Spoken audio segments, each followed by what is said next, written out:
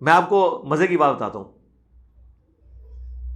تقریباً کوئی آلموسٹ میرا خیال 3 سال پہلے کی بات ہے. مجھے مفتی حنیف قریشی صاحب کا فون آیا. ان دنوں میں اسلام آباد میں تھا. مجھے کہنے لگے کہ یار مجھے آپ کے بارے میں پتہ چلا ہے کہ آپ نے یہ کہا ہے کہ قادیانی اگر ہمیں مسلمان مان لیں تو ہم انہیں مسلمان مان لیں گے. تو آپ نے یہ جملہ بولا ہے؟ میں نے کہا جی بولا تو ہے لیکن یہ اس طرح نہیں ہے. کہتے ہیں کس طرح ہے؟ میں نے کہا یہ میں دعوت کا سلیقہ سکھا رہا تھا، تعلیق بالمحال. اب چونکہ وہ منطق کے امام ہیں بریلویوں میں، انہیں پتہ ہے یہ ٹرم کا کیا مطلب ہے. تعلیق بالمحال یعنی مثال دینا اس چیز کی جو محال ہے.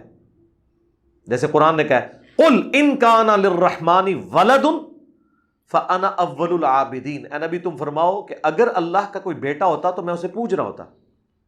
اب یہ بات اللہ کو کرنے کی کیا ضرورت تھی اور حضور سے کہلوانے کی، جبکہ اللہ کہہ چکا ہے لم یلد ولم یولد. اس کا کوئی تک بنتا تھا؟ یعنی انورٹڈ کامز میں. ہم پہ غیر مسلم اعتراض کریں گے تو ہم انہیں بتائیں گے اسے کہا جاتا ہے تعلیق بالمحال. عربی میں یہ قاعدہ ہے کہ کسی بات کو سمجھانے کے لیے ایک ایسی بات فرض کی جائے جو امپاسبل ہے تو اس سے پھر دوسری بات کو ثابت کر دیا جائے. کہ چونکہ نبی علیہ السلام نے یہ دعوت توحید رکھی ہے اور وہ توحید کی طرف لوگوں کو بلا رہے ہیں، اگر اللہ کے ساتھ جیزس کرائسٹ بھی خدا ہوتے تو جو شخص خدا کی عبادت کی دعوت دے رہا ہے تو سب سے پہلے وہ جیزس کرائسٹ کو سجدہ کر رہا ہوتا، کیونکہ وہ تو بلا رہا ہے خدا کی طرف. انسان کا بیٹا انسان ہے، جن کا بیٹا جن ہے، گھوڑے کا بیٹا گھوڑا ہے، اونٹ کا بیٹا اونٹ ہے، تو خدا کا بیٹا بھی خدا ہی ہوگا نا. قل ان کان للرحمن ولد فانا اول العابدین. اے نبی تم فرماؤ اگر اللہ کا بیٹا ہوتا سب سے پہلے میں اسے پوچھ رہا ہوتا.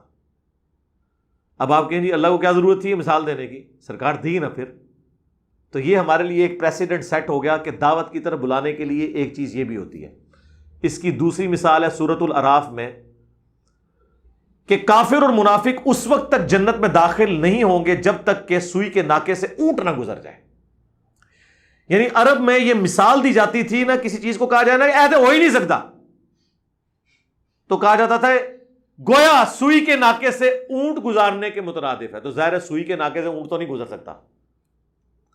اور اللہ نے یہ مثال یوز کی کہ جس طرح سوئی کے ناکے سے اونٹ نہیں گزر سکتا، کافر اور منافق بھی جنت میں نہیں جا سکتے.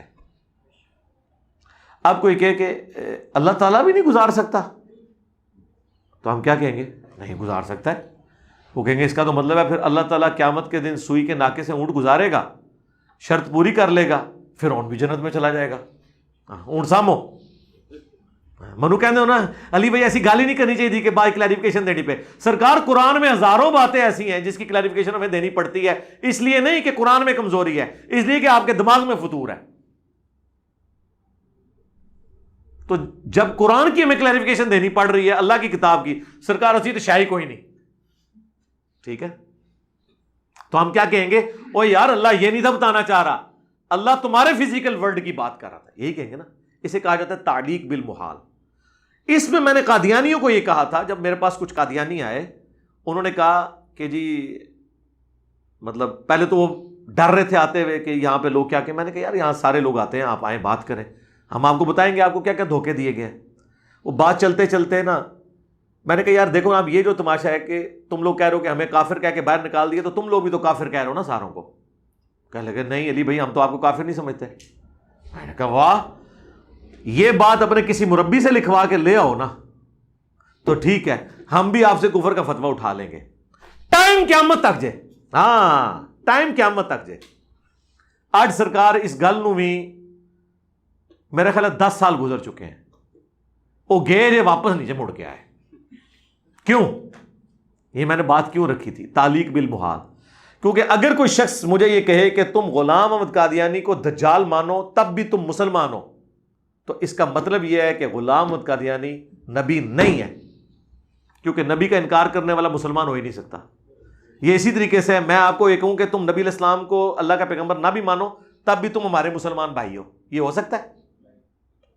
تو یہ میں نے ان کو تعلیق بالمحال والی بات کی تھی کہ اگر تم یہ لکھوا کے لے آؤ اگر اللہ کا کوئی بیٹا ہوتا تو میں عبادت کرتا، بیٹا نہیں ہے، عبادت نہیں ہے، چونکہ تم لوگ ہمیں مسلمان مان ہی نہیں سکتے کیونکہ تم اس دجال کو پیغمبر کلیم کیے ہوئے ہو، اور اگر میں اس کو دجال کہتے ہوئے مسلمان ہوں نا تو اس کا مطلب ہے کہ وہ پیغمبر نہیں ہے۔ سمجھ آئے گی آپ کو بات؟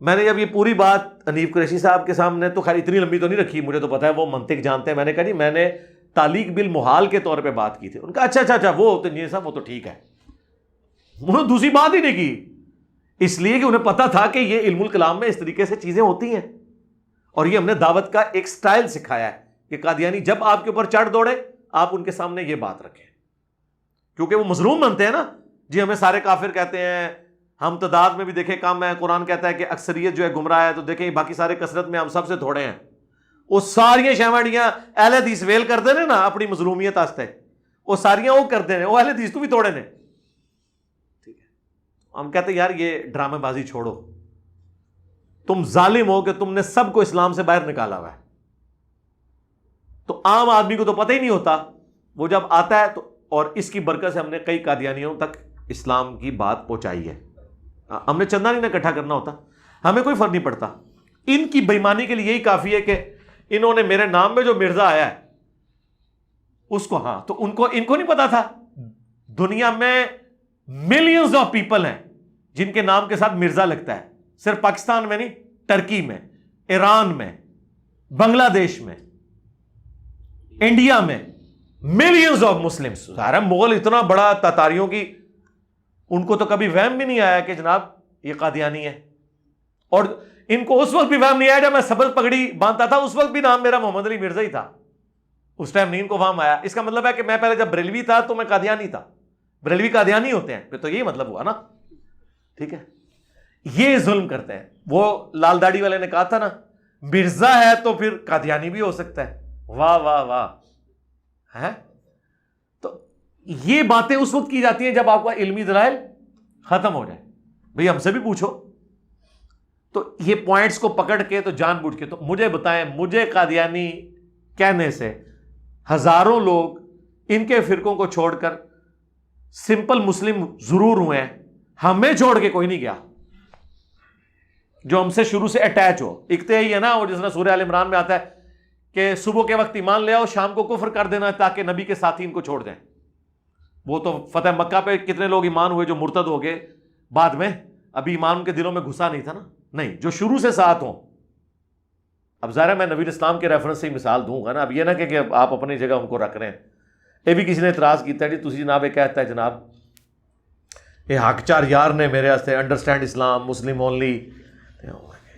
یار اردو زبان میں جب یہ محاورہ بولا جاتا تھا، یہ فلاں فلاں کا غار یار ہے، یار غار ہے، وہ میری کام پہ ٹانگ گئی، اچھا، تو جب یہ بولا جاتا تھا کہ یہ فلاں جو ہے وہ یار غار ہے، اس وقت کسی نے نہیں کہا کہ اچھا اس کو تم نبی مان رہے ہو، اس کو ابوبکر مان رہے ہو۔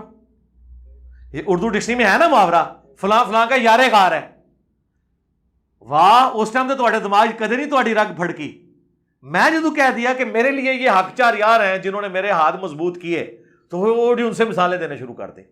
مثال تو ظاہر ہے ہم نے اپنے بڑوں کی دینی ہے نا، ہم نے اب آپ کے بڑوں کی مثالیں تو نہیں دینی نا، ہمارے بڑے تو وہی ہیں صحابہ اور اہل بیت، ہم نے تو ان سے ہی مثالیں دینی ہیں۔ تو ہم سے بھی پوچھ لیں کہ شرعی فتویٰ بیان کرنے سے پہلے اصول کھڑا کریں، پھر جناب ہمارے والے کریں، پھر ہم تو بعد میں آئیں گے اس فتوے کی گرفت میں۔ پہلے تواڈے نال جو کچھ اسی کریں گے نا، وہ تسی سوچ بھی نہیں سکتے کہ کچھ کریں گے تواڈے نال۔ رات کو وہ ریکارڈنگ ہوئی نا، تو مجھے ہمارے ایک بھائی نے کراچی سے فون کیا، آپ نے غامدی صاحب کے بارے میں بڑے سخت جملہ بول دیا، وہی والا نا، اچھا مجھے تو پتہ ہوں ہے، میں کہ میں کی بولیا ہے، میں کہ جی غلطی کی تھی میں چھڑنا نہیں ہوں، اور مجھے پتا تھا کوئی نہیں غلطی کریں گے، وہی انہوں نے کہا، میں نے کہا یہ میں نے نہیں کہا، نہیں یہی کہا، میں نے کہا یہ اس طرح نہیں کہا، میں نے سٹارٹ اس سے لیا ہے کہ اگر غامدی صاحب خلفائے راشدین کے ساتھ علمی اختلاف کرتے ہم اس کو عزت کی نگاہ سے ریگارڈ کرتے، اگر وہ علمی اختلاف رہنے دیتے، یہاں سے میں نے سٹارٹ کیا. اس کا مطلب میں نے ان کو کرٹیسائز نہیں کیا, لیکن پھر میں نے ساتھ بولا کہ اب اگر ایک شخص ایسا ہے جو خلفائے راشدین کو اسی مجلس میں کرٹیسائز کر رہا ہے کہ وہ کوئی نظام حکومت نہیں دے سکے, ان کو جن کے پیچھے اللہ کھڑا ہے, سابقون الاولون من المہاجرین والانصار, جن کے پیچھے نبی علیہ السلام کھڑے ہیں, علیکم بسنتی وسنت الخلفاء الراشدین المہدیین, ان کو تو وہ کرٹیسائز کر رہا ہے کہ وہ نظام نہیں دے سکے. اور اسی مجلس میں جس نے تلوار کے زور پہ خلافت راشدہ کو چیلنج کیا, خلافت کو ملوکیت میں بدل دیا, اس کے بارے میں یہ کہہ رہا ہے کہ امت کو اس کا مشکور ہونا چاہیے. اس پہ مجھے ہلکے سے ہلکا لفظ بولنا چاہیے تھا نا, اگر تو کہنا چاہیے تھا تیرے سے بڑا منافق کوئی نہیں ہے, تیرے سے بڑا ملعون کوئی نہیں ہے. میں نے کوئی لفظ نہیں بولے, حالانکہ یہ وہ سارے الفاظ ہیں میں ان لوگوں کے لیے بولتا ہوں جو اہل بیت کے گستاخ ہیں. میں نے کئی بار نہیں کہا ان لوگوں پہ اللہ کی لعنت, اللہ کے فرشتوں کی لعنت, تمام لعنت کرنے والوں کی لعنت جنہوں نے حسین ابن علی کو شہید کیا, یہ میں بولتا ہوں نا. تو مجھے شیخین کے بارے میں نیگیٹو ورڈکٹ دینے والے کے بارے میں یہ سارے جملے بولنے چاہیے تھے کہ اس پہ اللہ کی لعنت, اللہ کے فرشتوں کی لعنت, تمام لعنت کرنے والوں کی لعنت. جو کسی مجلس میں خلفائے راشدین کو کرٹیسائز کرے اور اس کے مقابلے پہ بنو امیہ کے ایک بندے کو یہ کہے کہ پوری امت اس کی مشکور ہو, یہ کہنا چاہیے تھا. اس کے میں نے سب سے نرم لفظ بولا, میں نے کہا اس شخص کے جاہل اور اجڑ ہونے کے لیے یہی کافی ہے. سرکار پلانٹ ارتھ پہ اس سے کوئی نرم لفظ موجود ہے نا ایسے شخص کے حق میں؟ مجھے تو کہنا چاہیے تھا ایران کے ٹکڑوں پہ پلنے والا رافضی جانور جو شیخین پر بھونکتا ہے, ہاں سعودیہ کے ٹکڑوں پہ پلنے والا ناصبی جو بنو امیہ کو اپ لفٹ کر رہا ہے. یعنی یہ دونوں باتیں بیک وقت پوری ہوتی, اور رافضیت کا فتویٰ بھی لگتا, ناصبیت کا بھی نہیں لگایا. تو مجھے بتائیں ہمارے جیسا کوئی ہو تو سامنے ہے, کتنے نرم نے کہا جاہل اور اجڑ, ویل لیفٹ کر دیا. حالانکہ میں یہ ساری باتیں جو کرتا ہوں نا, یہ ساری باتیں بھی میں کر سکتا تھا, قرآن و سنت سے میں اسے ثابت کر سکتا تھا. تو جب میں نے ان کو پوری تقریر کی نا فون پہ, انہوں نے کہا ہاں آپ کی بات ٹھیک ہے. میں کہ ٹائم قیامت تک جے اپنے استاد دی کوئی ایسی غلطی کڈو جیڑی قرآن و سنت دے اعتبار نال ہوے, جذبات تو چھڑ دو سیٹ تے, بھائی یہ جذبات دی دنیا نہیں ہے, ٹھیک ہے. قرآن و سنت کے اعتبار سے کوئی فاش غلطی انشاءاللہ رجوع کریں گے, وہ غلطی نکلے گی تو ہمارے لیے تو فخر کی بات ہوگی. اب یہ نہ آپ کہیں گے میں معصومیت کلیم کر رہا ہوں, اس لیے کہ وہ غلطیاں ہوتی ہیں, میں ساتھ ساتھ اپنے آپ کو سیٹ کرتا جاتا ہوں. میں کتنے عرصے تک کہتا رہا کہ مٹھی کے بعد داڑھی رکھنا افضل ہے, میں نے پھر رجوع کر لیا کہ نہیں, داڑھی مٹھی رکھنا افضل ہے, کیونکہ نبی علیہ السلام کی مٹھی سے نہیں بڑی, اگرچہ میں نہیں کاٹتا ہوں. کیونکہ 3 صحابہ داڑھی کے راوی ہیں, ابو ہریرہ, ابن عباس, ابن عمر رضی اللہ عنہم اجمعین وعلیہم السلام اجمعین, تینوں مٹھی کے بعد داڑھی کاٹتے ہیں. تو میں نے رجوع کیا اس پہ.